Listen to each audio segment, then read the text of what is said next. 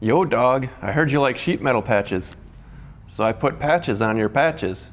So in this video I put the heater channels in and a few other patches.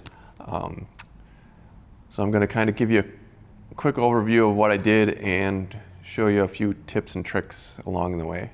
So there it is with the heater channel in.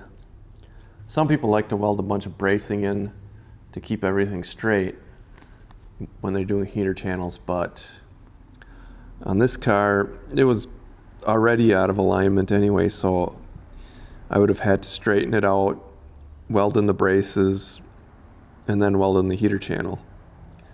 So I figured, why not just straighten everything out and then just weld in the heater channel and skip a step. Now there's a little bit of a gap at the top here versus the bottom. It's not too bad, but you can just barely notice it.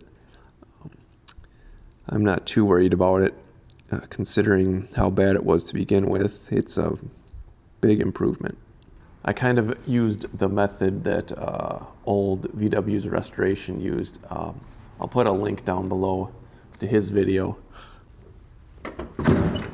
Now the door still does sag a little bit, but that's because I don't have the convertible bracing in yet, and the lower pillar here is pretty rotted out, so I have a replacement piece there, so I'll put that in.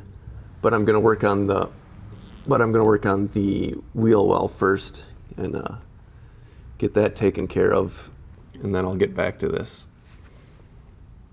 I've got two bolt holes where it's really rusted out around them, and they don't make just that patch panel there. You have to buy the whole panel, and it's really expensive, and I don't want to spend that much money on this car. So I bought one of these rear panels. The profile is the same. It's slightly different, but I think I can modify it to work. And what I'm going to do is I'm just going to cut out a section here and a section here, because there's good metal in between here. So I figured the less I weld up in here, the better, but I guess we'll find out how it goes. And what I did here is I put a bunch of lines in reference to the center of the bolt hole, because once I cut this out, I am going to have nothing to reference off of where to put the replacement panel, so the bolt hole matches up. I could use a jig like I did in the back, but then I'd have to keep pulling the jig off and on to line it up. So I'm going to try this and see how it works. Well, I got the front quarter panel done. I got these patches in. This one didn't quite reach far enough, so I had to add a patch on top of the patch. It did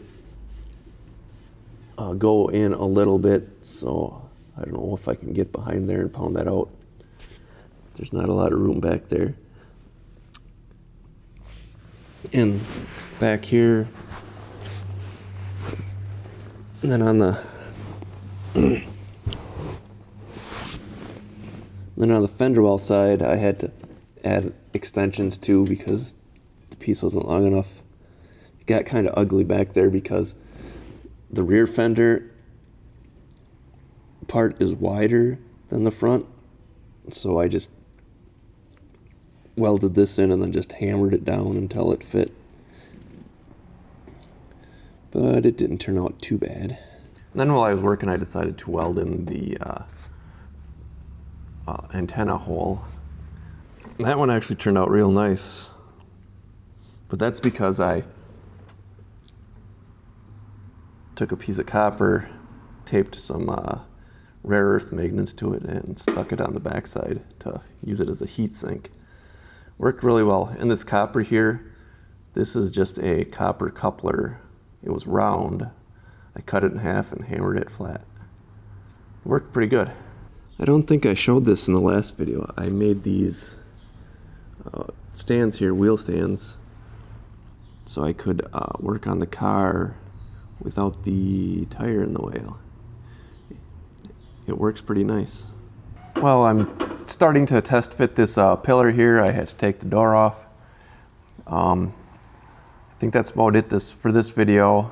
Remember to subscribe so you can see more progress on the convertible. Catch you on the next one.